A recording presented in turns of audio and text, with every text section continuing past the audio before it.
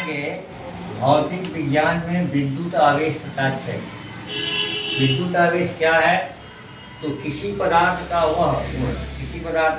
वह गुण जिसके कारण उसमें विद्युत तथा चुंबकीय प्रभाव उत्पन्न होते हैं विद्युत आवेश कहलाता है।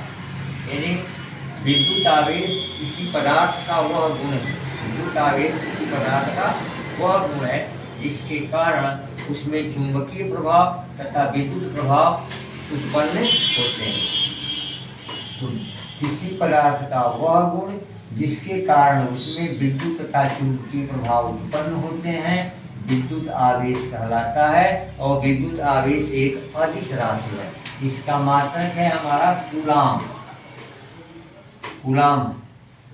कूलाम इसका मात्रक है। और Q बराबर होता है I इंटू टी। तो Q बराबर, ये I विद्युत धारा है, I विद्युत धारा है। विद्युत धारा का मात्रक होता है एम्पियर और समय का मात्रक होता है सेकेंड। यानी विद्युत धारा का एक मात्रक हो गया हम लोगों का कूलाम और एक मात्रक हो गया एम्पियर इंटू सेकेंड। और अन्य मात्रक भी हैं, ESU है, फैराडे है। एक फैराडे बराबर 96,500 कूलाम होता है। लेकिन हमको यहाँ विशेष ध्यान देना है कि आवेश का मात्रक कूलाम है, एम्पियर इंटू सेकेंड है। इसकी बीमा क्या होगी? तो Q की बीमा तो I धारा है और धारा की बीमा होती है A और समय की बीमा होती है T। तो आवेश की बीमा हो जाएगी A इंटू टी। हमारा आवेश का बीमा हो गया A इंटू टी। तो विद्युत आवेश किसी पदार्थ का वह गुण है जिसके कारण उसमें विद्युत तथा चुंबकीय प्रभाव उत्पन्न होते हैं। यह एक अदिश राशि है। इसका मात्रक कूलाम है और इसका अन्य मात्रक एम्पियर सेकेंड है। इसकी बीमा A इंटू टी है। अब एक कूलाम आवेश में इलेक्ट्रॉनों की संख्या कितनी होती है? एक कूलाम आवेश में इलेक्ट्रॉनों की संख्या,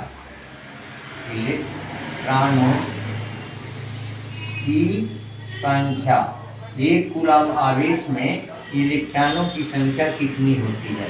तो Q बराबर होता है N इंटू ई। Q बराबर हमारा होता है N इंटू ई। तो N बराबर पक्षांतर कर दीजिए तो Q बटा ई। एक कूलाम आवेश पर 1 रख दीजिए और एक इलेक्ट्रॉन पर आवेश होता है 1.6 गुणे 10⁻⁻19 करीब। तो यहाँ आवेश का मात्रक हो गया, आवेश का मान यहाँ दिया है 1 और एक इलेक्ट्रॉन पर आवेश होता है 1.6 गुणे 10⁻⁻19 कूलाम ऋण आवेश। और इसको हम 10 से ऊपर नीचे गुणा कर दें तो 10 से कम में 10 और यहाँ 1.6 में 10 से गुणा कर दें तो हमारा हो रहा है 16 और 10⁻⁻19 है। ये अंश के स्थान पर जाएगा तो इसे घात का चिन्ह बदल जाएगा। n बराबर, अब इस 10 में हम 16 से डिवाइड कर देंगे, भाग दे देंगे तो आएगा 0.625 और गुणिया है हम लोगों का 10⁻⁻19। तो n बराबर 0.625 गुणे लिख सकते हैं 10 इंटू 10⁻18 और 1 19। अब यहाँ से हमारा हो जाएगा 0.625 में 10 से गुणा करेंगे तो 6.25 गुणे यहाँ से करेंगे तो 6.1 दाईं ओर खिसक जाएगा और ये हो जाएगा 10⁻18। तो एक कूलाम आवेश में इलेक्ट्रॉनों की संख्या कितनी होगी? 6.25 गुणे 10⁻18 और Q बराबर होता है N इंटू ई। तो N बराबर Q बटे ई। Q का मान है 1 कूलाम। एक इलेक्ट्रॉन का आवेश होता है 1.6 गुणे 10⁻⁻19 ऋण आवेश।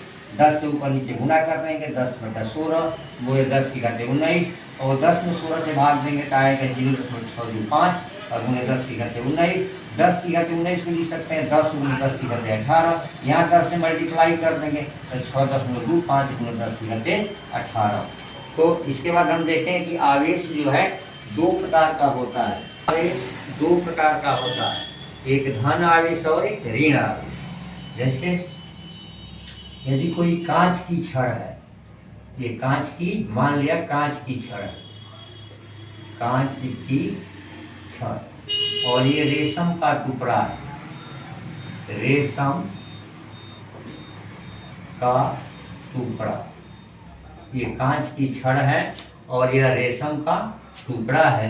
यदि कांच के टुकड़े को हम रेशम के टुकड़े से रगड़ते हैं, कांच के टुकड़े को रेशम के टुकड़े से रगड़ते हैं तो कांच पर प्लस आवेश हो जाता है और रेशम के टुकड़े पर ऋण आवेश आ जाता है। इसका अर्थ यह है कि कांच के छड़ से कुछ इलेक्ट्रॉन निकलकर रेशम के टुकड़े पर चले आए, जिससे कांच की छड़ पर इलेक्ट्रॉन की कमी हो गई, और इलेक्ट्रॉन की जब कमी हो गई इस पर धन आवेश हो गया और रेशम के टुकड़े पर ऋण आवेश की अधिकता हो गई, जिसके कारण रेशम के टुकड़े पर ऋण आवेश होगा। यदि पुनः एक कांच की छड़ ले लें, पुनः एक कांच की छड़ ले लें और एक रेशम का टुकड़ा ले लें, कांच की छड़ और रेशम का टुकड़ा पुनः अगर रगड़ा जाए तो इस कांच की छड़ पर धन आवेश और रेशम के टुकड़े पर ऋण आवेश हो जाएगा। और पुनः यदि इन दोनों कांच की छड़ को, एक कांच की छड़ को यहाँ रख दें और इसके पास इस कांच की छड़ को, इसको लटका दिया जाए, इसको पास ले जाएगा, तो चूंकि दोनों पर धन आवेश है इसलिए एक दूसरे से दूर भागेंगे, एक दूसरे को प्रतिकर्षित करेंगे। इसी प्रकार यदि एवोनाइट की छड़, एवोनाइट की छड़ को बिल्ली की खाल से रगड़ा जाए, एवोनाइट की छड़ को बिल्ली की खाल से, फर से रगड़ा जाए तो एवोनाइट की छड़ पर ऋण आवेश हो जाता है और बिल्ली के खाल पर प्लस आवेश होता है। इसका मतलब कि बिल्ली की खाल से कुछ इलेक्ट्रॉन निकलकर एवोनाइट की छड़ में चले गए, जिससे एवोनाइट का छड़ जो है ऋण आवेशित हो गया और बिल्ली की खाल धन आवेशित। अब यदि कांच की छड़ को और एवोनाइट की छड़ को पास लाएं, ये कांच की छड़ हो गया और यह एवोनाइट की छड़ हो गया। अब इसको पास लाएंगे तो इस पर प्लस आवेश है, इस पर माइनस आवेश है, तो एक दूसरे की ओर क्या होंगे, आकर्षित होंगे, तो इसमें आकर्षण बल लगेगा। तो इतना हमको स्पष्ट हो गया कि अगर समान प्रकार का है, अगर दोनों प्लस प्लस आवेश है तो एक दूसरे से दूर भागेंगे, और अगर एक प्लस है और एक माइनस है तो एक दूसरे की ओर आकर्षित होंगे। और दो प्रकार का आवेश हो गया, एक हो गया धन आवेश, धन आवेश। धन आवेश तब उत्पन्न होता है जब इलेक्ट्रॉन की कमी होती है, धन आवेश तब उत्पन्न होता है जब इलेक्ट्रॉन की कमी होती है, और ऋण आवेश तब उत्पन्न होता है जब इलेक्ट्रॉन की अधिकता होती है। तो दो प्रकार के आवेश हो गए, धन आवेश और ऋण आवेश। तो धन आवेश तब उत्पन्न होता है जब इलेक्ट्रॉन की कमी होती है, और ऋण आवेश तब उत्पन्न होता है जब इलेक्ट्रॉन की अधिकता होती है।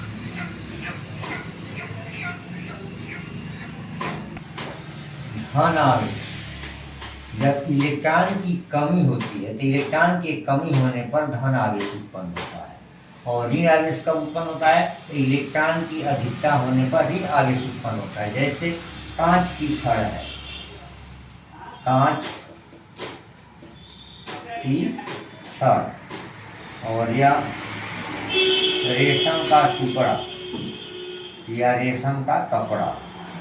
जब कांच की छड़ को हम रेशम के टुकड़े से कपड़े से रगड़ते हैं तो कांच से कुछ इलेक्ट्रॉन निकलकर रेशम के कपड़े पर आ जाते हैं, टुकड़े पर आ जाते हैं, जिसके फलस्वरूप कांच की छड़ में इलेक्ट्रॉन की कमी होती है। तो कमी होने से इस पर धन आवेश उत्पन्न होता है, और रेशम के टुकड़े पर इलेक्ट्रॉन की अधिकता हो जाती है, इससे ऋण आवेश उत्पन्न होता है। तो इलेक्ट्रॉन की कमी होने पर धन आवेश उत्पन्न होता है, और इलेक्ट्रॉन की अधिकता होने पर ऋण आवेश उत्पन्न होता है। आगे हम आवेशन की विधियां अगले वीडियो में पढ़ेंगे कि आवेशन की कौन कौन सी विधियां